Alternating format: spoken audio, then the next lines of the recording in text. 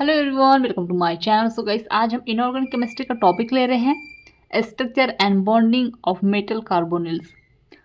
तो चैनल पर नए हैं तो प्लीज़ चैनल को सब्सक्राइब कर दीजिएगा, बेल आइकन प्रेस कर दीजिएगा। और एमएससी केमिस्ट्री ऑल सेमेस्टर के नोट्स परचेस करने के लिए आप मुझे व्हाट्सएप पे मैसेज कर सकते हैं। डिस्क्रिप्शन व्हाट्सएप नंबर शेयर कर दिया है तो चेक कर लीजिएगा। चलिए देखते हैं। तो मेटल कार्बोनिल्स के स्ट्रक्चर को एक्सप्लेन करने के लिए कई थ्योरीज है, जिनमें से कुछ आईएमपी थ्योरी इस प्रकार है। तो यहाँ पे देखिएगा क्या कह रहा है कि जो मेटल कार्बोनिल्स के स्ट्रक्चर जो होते हैं उनको उनके स्टडी करने के लिए, उनको डिटेल से एक्सप्लेन करने के लिए क्या है, कुछ थ्योरीज दी गई है। इनका नाम होता है, फर्स्ट है कि effective atomic number rule. Second number की जो थ्योरी है उसका नाम है इनर्ट गैस रूल। और थर्ड नंबर में ई ए एन रूल। और जो लास्ट में है 18 इलेक्ट्रॉन रूल। तो इन सब थ्योरियों से हम क्या कर सकते हैं, मेटल कार्बोनिल्स के स्ट्रक्चर को एक्सप्लेन कर सकते हैं।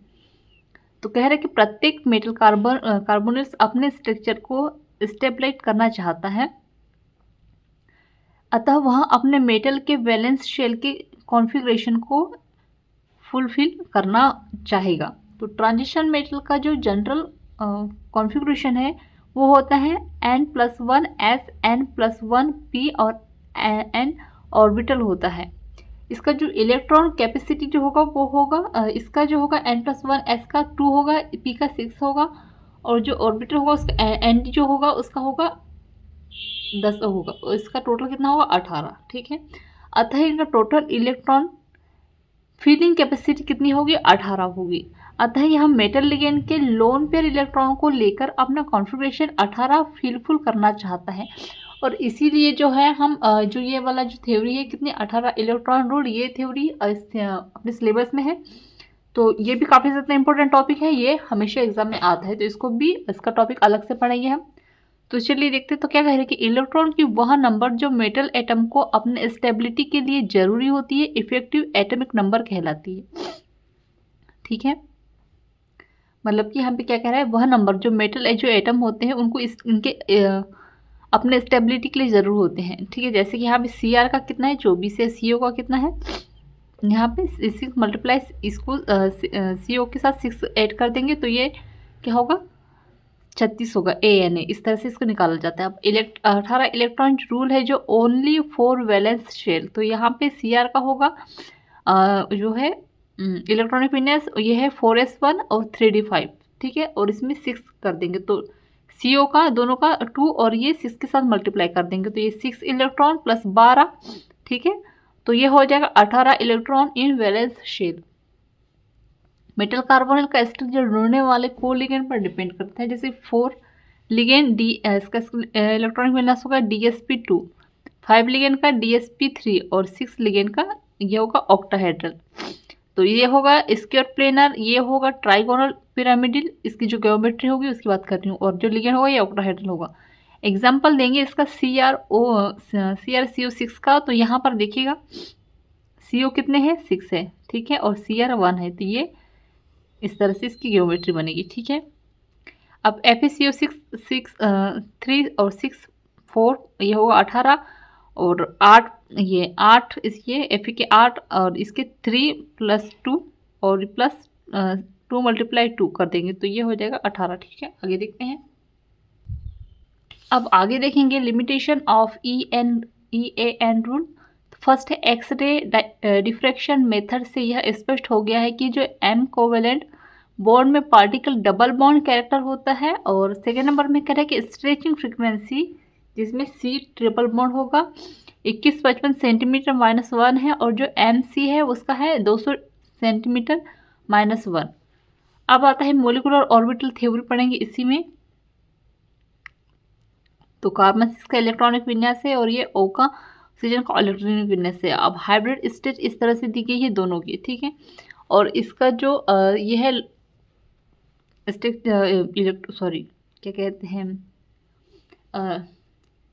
जो लेवल है वो एनर्जी लेवल है वो इस तरह से शो किया गया है। ठीक है, बॉन्ड ऑर्डर है ये, इसको स्क्रीनशॉट ले लीजिएगा और इसको एग्जाम में लिख कर आना है। फिर बॉन्ड ऑर्डर लिखेंगे इसका NB - Na/2 और 6 और O का मल्टीप्लाई करेंगे तो यहाँ पे अपॉन में 2 और ये क्या हो जाएगा 6 हो जाएगा। ठीक है, मतलब कि देखो 2 2 4 2 3 6, तो ये 3 आ जाएगा। तो 3 × 3 डबल बॉन्ड O करेंगे ट्रिपल बॉन्ड होगा, ठीक है। और यहाँ पर ये होगा क्या, एक सिग्मा बॉन्ड होगा और 2 पाई बॉन्ड होंगे। मतलब कि यहाँ इसके जो 2 होते हैं, अगर एक रहेगा तो सिग्मा बॉन्ड कहेंगे और 2 होंगे तो पाई बॉन्ड। तो ये एक सिग्मा बॉन्ड हो गया और ये 2 क्या होंगे, पाई बॉन्ड हो गए। तो ये 3 ट्रिपल बॉन्ड में एक सिग्मा और 2 पाई बॉन्ड। आ रहा है समझ में।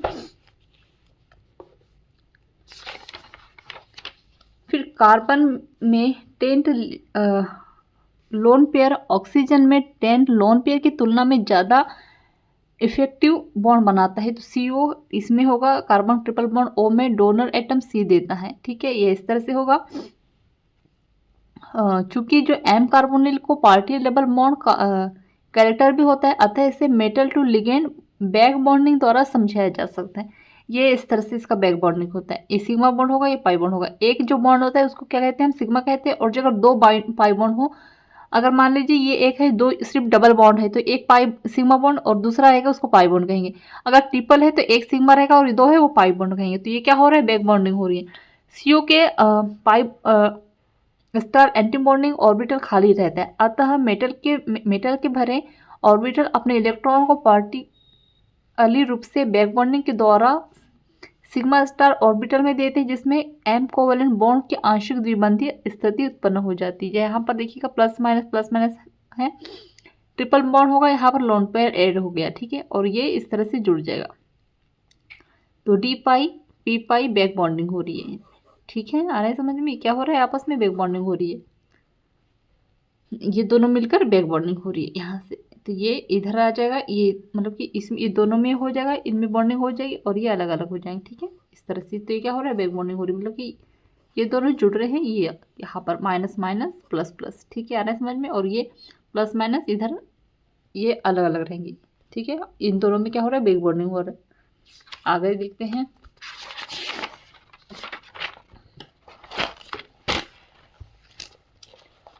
अब है वैलेंस बॉन्ड थ्योरी, जो है CR एग्जांपल लिया है हमने। इसका इलेक्ट्रॉनिक विन्यास इस तरह से होगा। तो यहाँ पे जो स्टेबिलिटी मोड होगा, यहाँ पर S और 3D हो रहा है, ठीक है। तो यहाँ पे देखिएगा 5 है, 3D में कितने हैं, 5 है। तो CR के साथ तो 5 यहाँ पे हमने इलेक्ट्रॉन अपलोड कर दिए, डाल दिए। यहाँ पे 4 है, S जो है उसमें क्या, 1 इलेक्ट्रॉन, ठीक है। और 4p है जो खाली रहेगा, ग्राउंड स्टेट है। अब यहाँ पे देखिएगा, अब ये ग्राउंड स्टेट होता है, इसमें इस तरह से इलेक्ट्रॉन भरे जाते हैं और यहाँ पे एग्जिट स्टेट में पूरा भरा जाता है। तो ये पूरे हमने भर दिए। अब यहाँ पे कितने, ये खाली रहेगा। अब यहाँ पे हम क्या करेंगे, इतने जो है इसमें खाली है तो इसमें हम क्या करेंगे, लोन पेयर डाल देंगे। तो यहाँ पे हमने CO जो क्या है, लोन पेयर डाल देंगे, कितने, 6, ठीक है। तो ये लोन पेयर हो गए। तो क्या हुआ, D2S और यहाँ पे ठीक है, ये D2 मतलब 2 लेयर पर। तो जो D कक्षक है इसमें हमने 2 पेयर डाले हैं। तो ये 2, S में 1 है तो 1, और ये P में है तो ये 3। तो क्या होगा, D2sp3 स्ट्रक्चर ऑक्टाहाइड्रल। ये क्या होगा, ये ज्योमेट्री बनेगी इसकी। आ रहा है समझ में। D कक्षक जो में 2 इलेक्ट्रॉन 2 लोन पेयर है, S में एक कक्षक है, इसलिए एक कक्षक में भरा है। तो ये S हो गया सिंगल और ये P में 3। तो 3 कक्षक भरे हुए हैं। तो T2sp3, ठीक है। आ रहा है समझ में। अब वेरिएंट्स ऑफ को ब्राइडिंग देखेंगे तो मेटल कार्बोनिल में कोलिगेन के बॉन्डिंग के आधार पर इन 2 भागों में डेरिवेट किया जा सकता है। तो फर्स्ट है टर्मिनल CO। तो इस प्रकार के कोलिगेन मेटल के साथ एक बॉन्ड बनाता है, जो कि लोन पेयर के डोनेशन से बनता है, तथा जब किसी दूसरे लिगेंड से सबस्ट्रेट करने पर सब्स्टिट्यूशन हो जाता है तो टर्मिनल कार्बन कहलाता है। स्ट्रेचिंग फ्रीक्वेंसी 2000 से 2100 सेंटीमीटर -1 पर होता है। ऑक्सीजन के साथ ट्रिपल बॉन्ड में कार्बन है और यहाँ पे है M मेटल, ठीक है। अब यहाँ माइनस सिंगल बॉन्ड है, कार्बन के साथ ट्रिपल बॉन्ड में ऑक्सीजन है, ये क्या है, टर्मिनल होगा, ठीक है। आगे देखते हैं। अब यहाँ पे है ब्राइडिंग कार्बोनिल देखेंगे तो इस प्रकार के कार्बोनिल जो होते हैं लिगेंड मेटल के साथ कॉम्प्लेक्स स्ट्रक्चर बनाते हैं, तथा इनकी बॉन्डिंग 2 या 2 से अधिक और स्टिक में होती है, तथा कंबाइन होकर मेटल क्लस्टर फॉर्म करते हैं। इनकी जो स्ट्रेचिंग फ्रीक्वेंसी 1720 80 से 1850 सेंटीमीटर तक पाई जाती है। इसका जो एग्जाम्पल है वो होगा Fe2CO9। तो F के 2 मॉलिक्यूल और ये 9, 1 2 3 4 5 6 7 और ये सॉरी ये एक है, ठीक है, 9 हो गए। इस प्रकार के लिगेंड के बॉन्डिंग वेरिएंट अलग अलग प्रकार के होते हैं तथा इसको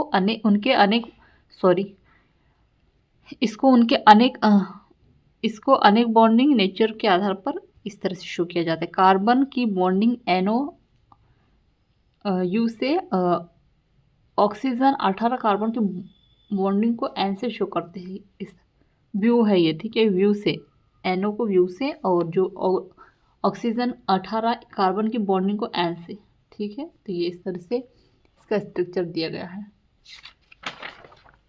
फिर आगे देखते हैं।